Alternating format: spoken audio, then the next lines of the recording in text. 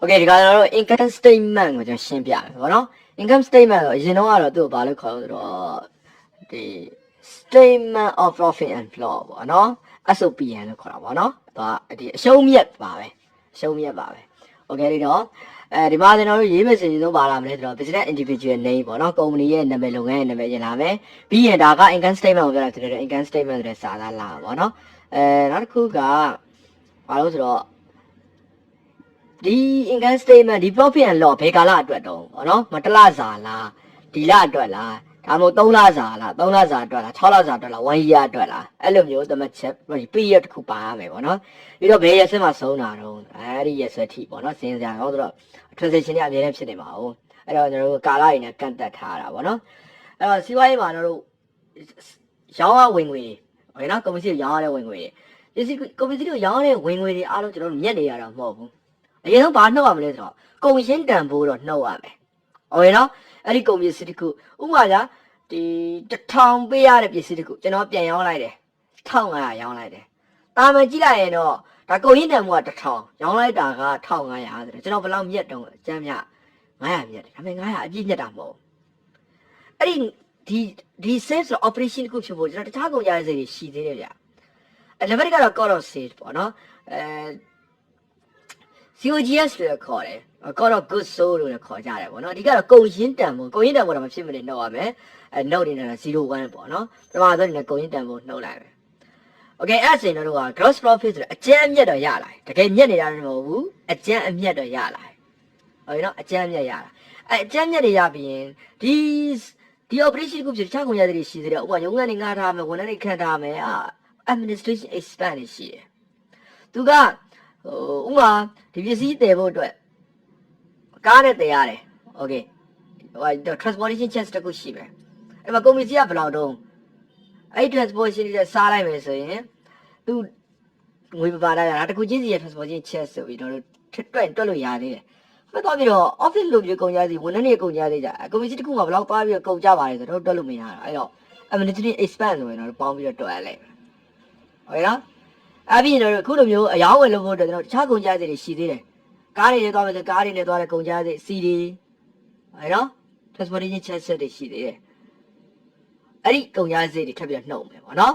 selling and distribution expense တွေရှိမယ်နောက်တစ်ပြောပါစီမယ်ဆိုရင်ဒီအားဒီအယောင်းရှိဖို့တည်းကျွန်တော်အရင်ဆုံးစပါလို့ရတော့အဲ့ဒီကုန်ပစ္စည်းရဲ့ production ပိုင်းတွေလုပ်ရတယ် production ပြီးသွားရင်ဒါကျွန်တော်တို့က marketing လုပ်ရသေးတယ် marketing မှာဆို advertisement ကြီးတွေပါလာမယ်အဲ့ကုန်ကြစိတ်တွေအများကြီးရှိတယ်အဲ့ဒီကုန်ကြစိတ်တွေပါဒီမှာထည့်ပြီးနှုတ်အောင်ဟုတ်နော် financial and other costs တွေမှာအဲ့ထပ်နှုတ်လိုက်ရင်ငွေပေါင်းတစ်ခုထွက်လာမယ်ဟုတ်နော်အဲ့ဒါကျွန်တော်တခြားဒီလုပ်ငန်းနဲ့ပတ်သက်ပြီးတော့တခြားဝင်ငွေတွေလည်းရှိနေသေးတယ်အဲ့တော့ထပ်ပေါင်းတယ်ရှိတယ်ဆိုအာသာ income တွေမှာကျွန်တော်ပြန်ပေါင်းမယ်ပေါ့နော်အာသာ income တွေပြန်ပေါင်းမယ်ပေါင်းလိုက်လို့ရလာတဲ့ပတ်စံတော့ကျွန်တော်တို့အကုန်မြတ်ပြီလားဆိုတော့အကုန်မမြတ်သေးပြန်ဘူးဘာလို့လဲအဲ့ဒါကကျွန်တော်တို့ကစီးပွားရေးလုပ်ငန်းတွေကကျွန်တော်တို့ဒီမိုကရေစီနိုင်ငံဖြစ်သွားပြီလေဒီမိုကရေစီအစိုးရဆိုတာပြည်သူတွေစီကနေအခွန်အခငွေတွေနဲ့ရက်တည်အောင်အဲ့တော့ကျွန်တော်တို့ကအစိုးရကို sustainable ဖြစ်ဖို့အတွက်အစိုးရကပြည်သူ service ဝန်ဆောင်မှုတွေလုပ်နိုင်ဖို့အတွက်ကျွန်တော်တို့အစိုးရကိုအခွန်ဆောင်အောင်မယ်အဲ့တော့ business ကရတဲ့ business တွေအားလုံးကလုံးဝသွားပြီးမြက်နေတာမဟုတ်အားလုံးတော့ရနေတာမဟုတ်ကုမ္ပဏီရနေတာပေါ့အစိုးရကိုကျွန်တော်တို့သက်ဆိုင်ရာပြဋ္ဌာန်းထားတဲ့တည်ဆဲဥပဒေတွေအတိုင်းပဲကျွန်တော်တို့သတ်မှတ်ထားတဲ့ note တစ်ခုကျွန်တော်တို့အခွန်ဆောင်အောင်မယ်အဲ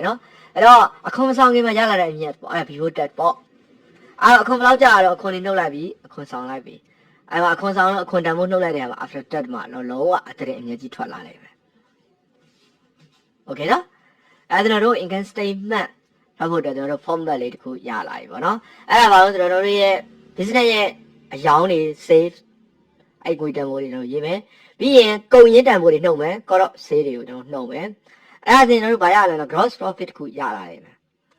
โอเคအဲ့တော့ဒီမှာကြည့်နော်တို့ဒါ exam နဲ့ပြထားတာဆိုတော့ exam မှာတော့ပြော plus တွေ binary တွေအဲ့လိုပြောလို့ရမှာအဲ့တော့ငွေတန်ဖိုးကတက်အောင်လေးပဲနှုတ်ရပါလဲဆိုတော့ဘာသာနှုတ်ရလဲဆိုတော့ခွင့်စာကွန်ပဏီနဲ့ရေးရပေါ့နော်ဟုတ်ပါโอเคအဲ့တော့ gross profit ရလာရင်ကျွန်တော်နှုတ်ရမယ့်အကြောင်းအရာတော့3ခုရှိနေမယ်ဒါကဘာလို့ဆိုတော့ administration expense ဒီ operation တခု sales operation တခုဖြစ်ဖို့လေကျွန်တော်တို့နောက်ွယ်ကနေ behind the scene ကနေကျွန်တော်လုပ်ပေးနေရတဲ့စီဝါရေးဆိုင်ရာစီမံခန့်ခွဲမှုတွေရုံးခန်းတွေတို့ဝန်ထမ်းတွေတို့ဟောနော်နောက်ဒီရောင်းဝယ်ဖြစ်ဖို့အတွက်ကျွန်တော်တို့ selling and distribution expense financial နဲ့ other cost တွေအဲ့တော့ဆိုရင် marketing ကုန်ကျစရိတ်တွေ advertising ကုန်ကျစရိတ်တွေဒါတွေထပ်နှုတ်မယ်ပေါ့နော်နှုတ်လိုက်ပြီဆိုရင်တော့ငွေပေါင်းတစ်ခုရလာမယ်ဒါပေမဲ့ကျွန်တော်တို့လုပ်ငန်းမှာတခြားဘက်ကနေပတ်ဝင်နေတဲ့ဝင်ငွေတွေလည်းရှိနေအောင်မယ်အဲ့အားသားရင်ခံနေတယ်အဲ့ဒါကိုကျွန်တော်တို့ပြန်ပေါင်းမယ်ပေါင်းပြီးရင်ရလာတဲ့တန်ဖိုးတစ်ခုထားလိုက်အဲ့တန်ဖိုးကလည်းကျွန်တော်တို့တကယ်ရနေတာမဟုတ်ဘူးကျွန်တော်တို့ကနိုင်ငံသားကောင်းနေတိုင်းပြည်အတွက်အလုပ်လုပ်နေရဆိုလို့ဖြစ်တဲ့အတွက်အဲ့တော့ဝန်ထမ်းချင်းမှတိုင်းပြည်ရဲ့ဝန်ထမ်းမဟုတ်ဘူးเนาะနိုင်ငံဝန်ထမ်းမဟုတ်ကျွန်တော်စီးပွားရေးသမားတွေတို့အားကျွန်တော်တို့တိုင်းပြည်ကိုတစ်ဖက်တစ်လမ်းကနေကျွန်တော်တို့ဝင်ငွေတွေရှာပြီးတော့အစိုးရပံ့ပိုးနေကျွန်တော်တို့လည်းတိုင်းပြည်ရဲ့ဝန်ထမ်းတွေပဲအဲ့တော့ဝန်ထမ်းကောင်းတယောက်ဖြစ်ဖို့နိုင်ငံသားကောင်းတယောက်ဖြစ်ဖို့ကျွန်တော်ဘာလုပ်ရမလဲကျွန်တော်အခွန်ဆောင်ရမယ်โอเคနော်အခွန်ရှောင်ရမှာမဟုတ်ဘူးเนาะအခွန်ဆောင်ရမှာအမှကလည်းဒီမိုကရေစီအစိုးရရဲ့ရည်တည်နိုင်ပြီးတော့နောက်ထပ်အာဏာရှင်စနစ်အောက်ကိုထပ်မရောက်မှာပေါ့โอเคနော်အဲ့တော့အခွန်ဆောင်ခင်မှာငွေပေါင်းတစ်ခုအခွန်ဆောင်လိုက်တယ် after that အဲ့ဒီငွေမောင်းကတော့လုံးဝဒီ profit and loss ပေါ့နော်လုံးဝအတရင်ကျွန်တော်တို့ရဲ့ကုမ္ပဏီရဲ့အမြတ်ဖြစ်လာပြီပေါ့โอเคနော်ကဲကျွန်တော်တို့ income statement တော့မဲ့ formula ရလာပြီအဲ့တော့နောက်တစ်ခုသင်ခန်းစာမှာတော့ income statement တွေထုတ်တော့မယ် income statement ထုတ်တဲ့အချိန်မှာကျတော့ကဏ္ဍတစ်ခုကနေသွားပြီးယူနေလို့မရတော့